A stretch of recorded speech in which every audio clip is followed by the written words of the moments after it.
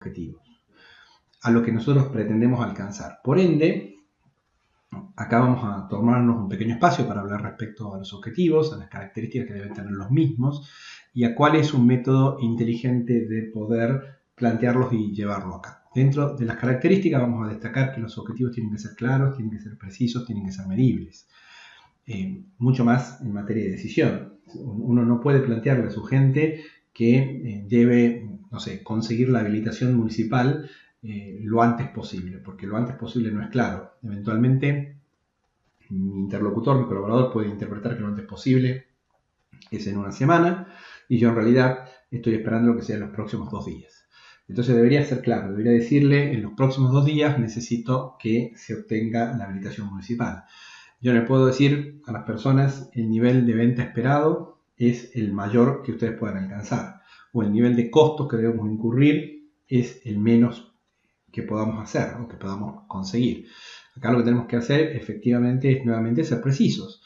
Si necesitamos una determinada cantidad de unidades en términos de venta o alcanzar un determinado monto de facturación, señalamos, necesitamos vender 10.000 unidades del producto A o necesitamos alcanzar una facturación de 132.000 pesos respecto al producto A o no podemos superar un nivel de costos de 47.000 pesos. O sea, tenemos que ser precisos, claros y esto obviamente al plantearlo en términos cuantitativos lo hace medible y nos va a ayudar precisamente en el monitoreo, ¿no? Otra cosa es que efectivamente tiene que tener un marco temporal. Yo puedo fijar una cifra, puedo marcar una cantidad a alcanzar, pero eso tiene que ser en un marco de tiempo. O sea, espero vender 10.000 unidades, pero no es lo mismo 10.000 unidades en un día, en una semana, en un mes.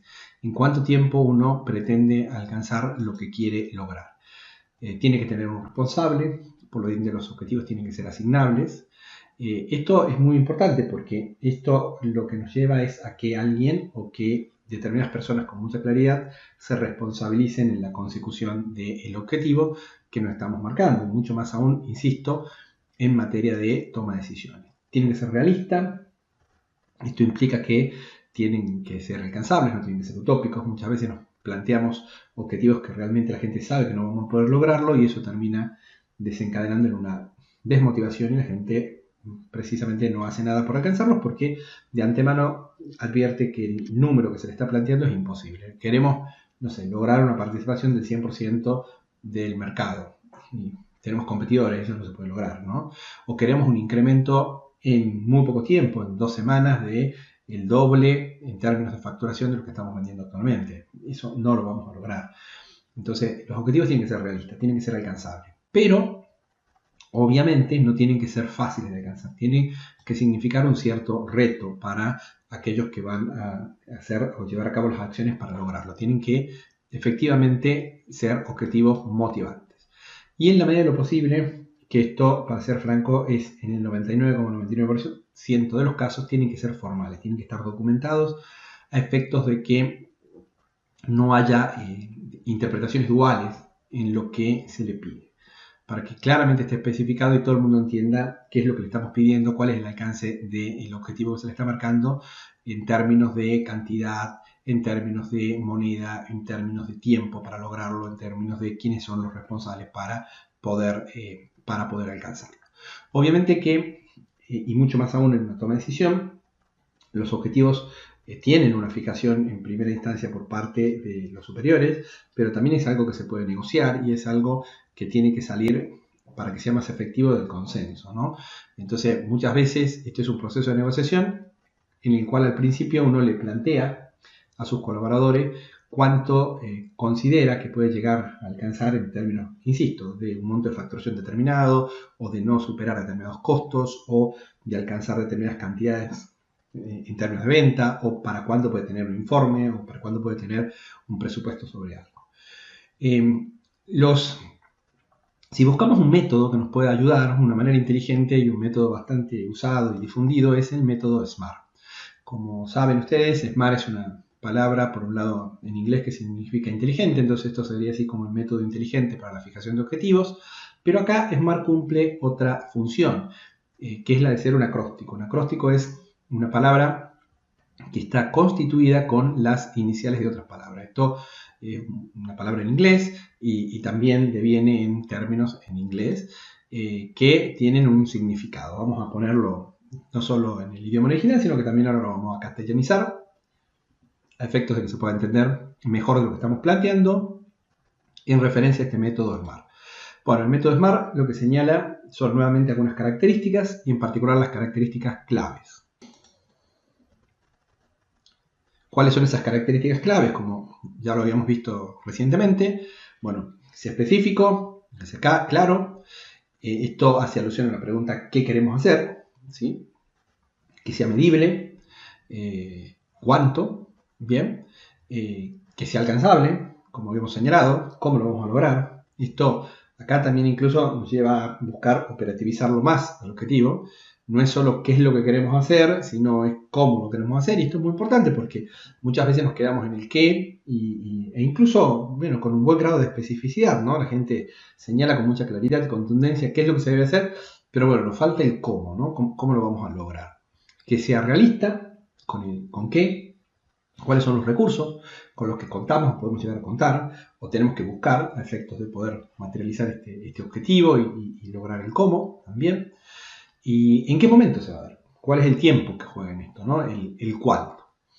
Esto, como ustedes podrán ver, todo lo que tiene que ver con la materia de objetivos hace alusión a un escenario futuro al cual queremos arribar, hace alusión en primera instancia a la planificación. En breve vamos a ver un poco cómo el proceso de planificación entra en juego y dentro de ese proceso de planificación, la temática que a nosotros nos interesa en la clase de hoy, que tiene que ver con el control.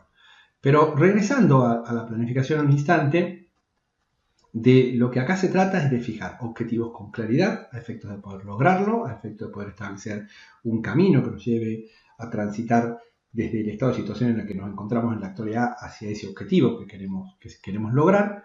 Y el seguimiento lo que busca es ver si efectivamente estamos encaminados hacia el logro de los objetivos. Esto es lo que estamos buscando. Y eso solamente lo podemos hacer en la medida que trabajemos con una evaluación, que podamos evaluar, que podamos contar con mediciones claras respecto a nuestras actividades, a nuestras acciones, y que podamos contrastar esos resultados que vamos obteniendo con los objetivos que nos habíamos prefijado. En su momento, y esto seguramente vamos a coincidir, Albert Deming, uno de los que en su oportunidad fue considerado como el padre de la calidad, supo decir, en Dios vamos a confiar, pero para todo lo demás, por favor, me traen datos, ¿sí? In God we trust, all the other must bring data. ¿Sí? Confiamos en Dios, pero para todo lo demás me tienen que traer datos, ¿sí? Esto lo que realza es la importancia de trabajar con dato duro, la importancia de poder medir y salirnos del terreno de la subjetividad y pasar al terreno de la objetividad en términos de saber qué estamos buscando. Bueno, como yo les había anticipado, esto claramente se encuadra dentro de lo que conocemos como el proceso de planificación, y ese proceso de planificación consta básicamente de tres pasos. El primero de esos pasos tiene que ver obviamente con la planificación, que en términos concreto es la fijación de los objetivos a los cuales queremos lograr. El segundo paso, en términos muy sucintos, es la puesta en funcionamiento de las acciones que nos conducen a esos objetivos. Es la puesta en funcionamiento de las acciones que hemos determinado como el mejor camino a seguir para dar solución a un problema, para incluso ponerlo en paralelo también con lo que es la materia de toma de decisiones. Y finalmente, hacer el seguimiento, ¿no? Controlar, contrastando lo que estamos implementando y los resultados de esa implementación en referencia a la planificación, en referencia a lo que esperábamos, en referencia a los estándares, en referencia a los objetivos que nos habíamos marcado.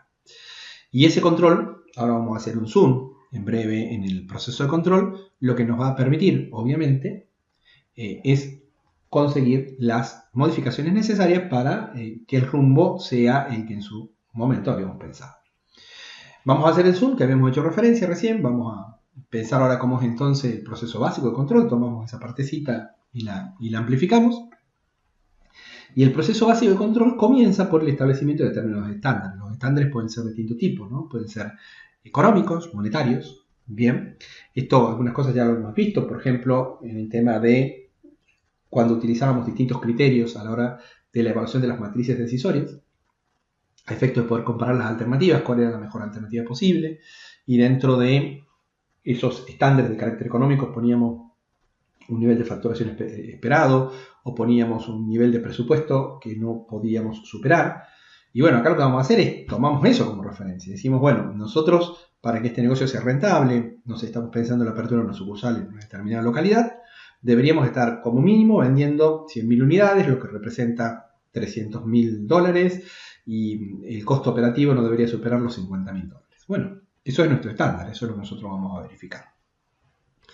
Está claro que en esos estándares no solo son monetarios, como señalé, también puede ser en cantidad, 100.000 unidades, en tiempo, en utilización de determinados recursos. Bien, establecemos los estándares, establecemos los elementos contra los cuales vamos a compararnos. Desde ya los objetivos también son un estándar, ¿no? Los estándares pueden provenir no solo de hipótesis o de objetivos que nosotros nos tracemos, muchas veces esto viene también de la experiencia. Experiencia, por ejemplo, vinculada a situaciones que nosotros hayamos transitado en el pasado. Ya hemos tenido otras aperturas de sucursales en otros lugares y sabemos que esto se puede hacer en 60 días. Entonces ahí tenemos un estándar, ¿no? Vinculado al tiempo. Ya hemos abierto una sucursal en una ciudad parecida en términos de composición geográfica y en términos de composición de características socioeconómicas de los clientes que podemos tener ahí. Y entendemos que podemos llegar a obtener un nivel de facturación de $300.000, como hemos dicho. O hicimos una investigación de mercado que nos daba esa potencialidad. Esto estaría ya no por el lado de la experiencia, sino a partir de la investigación de mercado, fruto de investigaciones que podamos realizar. Los estándares también pueden provenir de lo que es la industria. O sea, manejamos un negocio, no sé, estamos en el negocio del supermercadismo, y tenemos informes que nos indican que en promedio la rentabilidad de una boca de expendio en el supermercadismo está en el orden del 12%. Entonces ahí tenemos un estándar, sabemos que deberíamos movernos a la vuelta del 12%. ¿Sí? Lo segundo es el desempeño, es la medida del desempeño. Entonces, esto está relacionado con el segundo paso, como hemos visto en el proceso anterior, en el proceso de la planificación, donde es necesario generar indicadores, ya vamos a profundizar ese tema en un instante, respecto a cada una de las acciones que vamos llevando a cabo, para poder precisamente con esos indicadores poder medir el desempeño. Esos indicadores pueden ser, obviamente van a tener que tener relación con los estándares, y serán monetarios, serán en unidades, serán razones, ¿sí? Tendrán distintas características. La comparación entre el desempeño y los estándares, la comparación entre lo que es el desempeño, y lo que debería ser o lo que esperamos que sea, que es el estándar, en definitiva es el control en sí mismo, y es lo que nos va a estar indicando qué tenemos que hacer, qué tenemos que corregir, cuáles son las desviaciones que se presentan y qué vamos a hacer. En ese sentido puede haber básicamente dos tipos de desviaciones en términos generales. Una, no estamos logrando lo que esperábamos, y entendemos que la base del problema de lo que no se está consiguiendo tiene que ver con un problema en el desempeño, con lo cual seguimos manteniendo la decisión original en cuanto a la manera de desempeñarla, en cuanto a la manera de llevarla a cabo, y vamos a insistir en eso. ¿Bien? Lo otro es, en realidad, el problema no está en el desempeño, porque hicimos todo lo que teníamos que hacer, hicimos todo lo que se había planificado, pero no estamos obteniendo los resultados. Entonces el problema está en una fijación de hipótesis previa que no era la indicada. O sea, pensábamos que esta ciudad tenía similares características a otra con lo que habíamos trabajado anteriormente, y pensábamos por ende que el nivel de ventas lo podríamos alcanzar en los mismos términos o en términos parecidos, pero resulta que no es así. Resulta que hay condiciones que han cambiado y que en realidad nosotros hemos partido de una base errada. En realidad no eran tan parecidas las ciudades, y por ende los estándares con los cuales nosotros estábamos partiendo en términos de hipótesis de cómo puede ser el negocio, claramente están distorsionados y nos ha creado una expectativa errónea. Lo que nosotros tenemos que hacer a partir de estos resultados, de esta toma de medidas, es modificar, ¿no? Modificar determinadas acciones.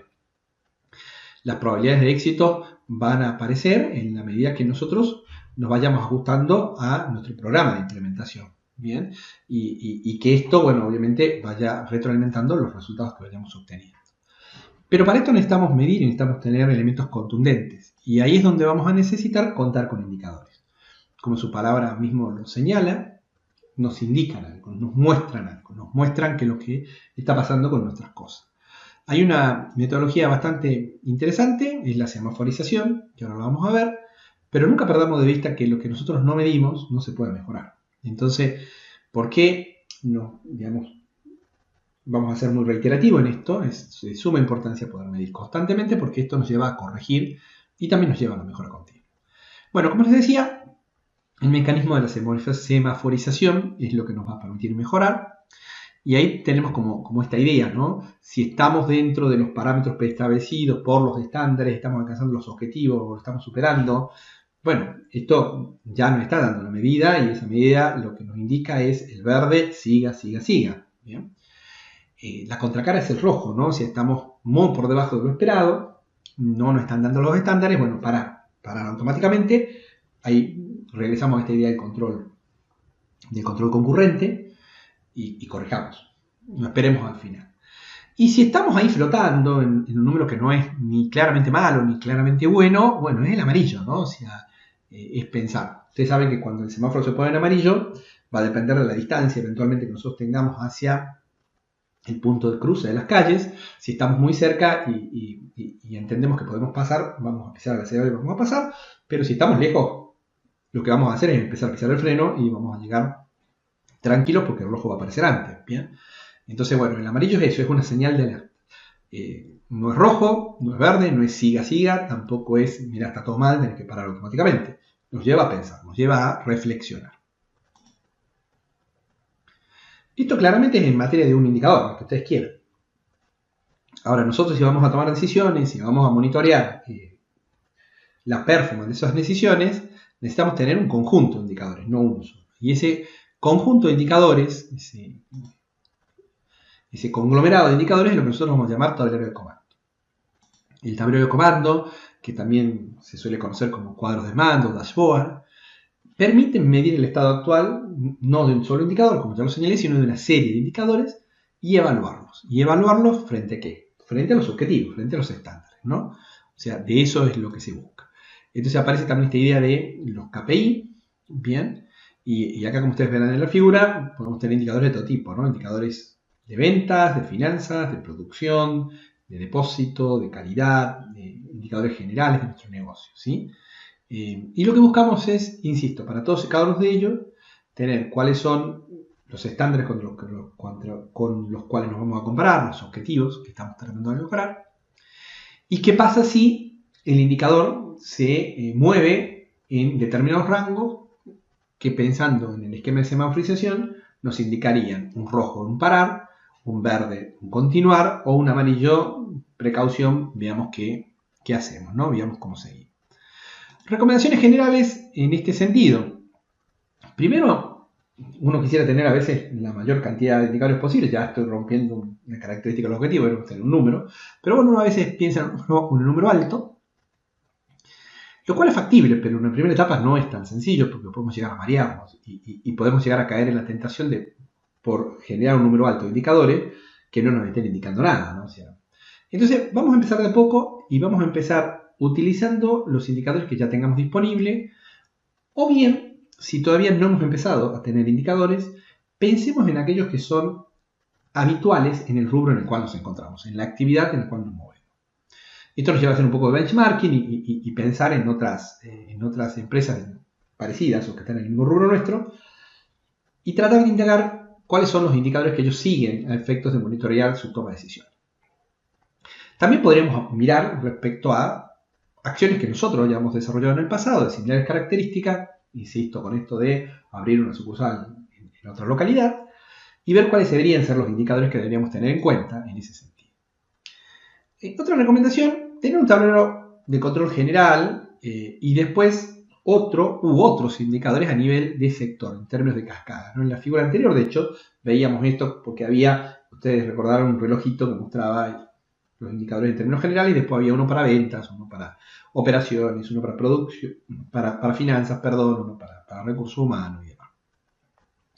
Cada sector, o sea, el sector comercial, el sector operativo, el sector de recursos humanos, el sector financiero, debe ser responsable de sus propias métricas, respecto obviamente a las cosas que tenga que realizar su sector.